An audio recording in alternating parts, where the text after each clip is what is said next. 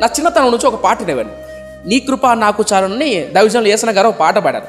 ఆ వీడియో మనం యూట్యూబ్లో చూసారనుకో, లాస్ట్లో ఆ పాట పాడుతున్న ఎండింగ్లో దైవజనులు యేసన్న గారు డ్యాన్స్ చేస్తారు. ఆ డ్యాన్స్ వేయమని ఆయనకి ఎవరు స్టెప్పులు నేర్పిలా.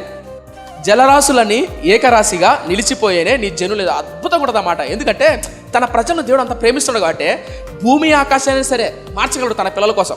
ఇప్పుడు మీ పిల్లలు ఏడుస్తారు అనుకో, మీ పిల్లలు అది కావాలనుకో, మీ దగ్గర లేకపోయినా కింద మీద పడి తెస్తారా? అట్లా నీ కృపనే శాసించిన ఏదైనా మళ్ళీ ఉంటాయి ఆ లైన్లు. అవి తలంచుకుంటూ ఆలోచిస్తున్నప్పుడు వ్యక్తిగతంగా ఆయన నాట్యం ఆడాడు. కానీ డ్యాన్స్ నేర్పిలే ఆయన మందిరంలో. నేర్పించాడు యేసన్న గారు ఏమన్నా?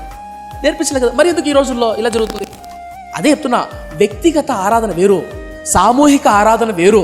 దావీదు అక్కడ వ్యక్తిగతంగా నాట్యం ఆడాడంటే దావీదు తన జీవితంలో జరిగినటువంటి మేలులను, దేవుడు గొప్పతనాన్ని, ఔన్నత్యాన్ని వ్యక్తిగత ఆరాధన. దావీదుని ఎవరు ప్రోత్సహించాలా, ప్రేరేపించాలా. కానీ ఈ రోజు మనోళ్ళు ఏమొస్తున్నారంటే మీరు డ్యాన్స్ ఇలా వేయాలి, నేను పాట పాడుతున్నా ఇలా ఎగరాలి అని ఎగరడం నేర్పిస్తున్నారు. సేవకులు ఎగరడం కాదు నేర్పించాల్సింది.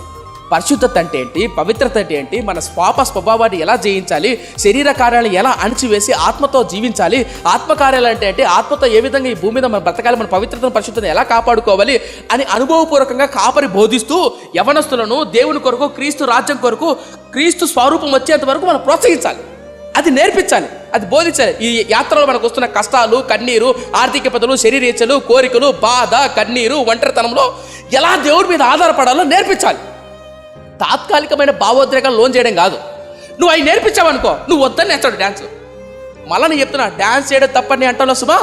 వ్యక్తిగత ఆరాధన వేరు, సామూహిక ఆరాధన వేరు, సామూహికంగా ఉన్నటువంటి క్రమశిక్షణ వేరు. That's what I'm telling.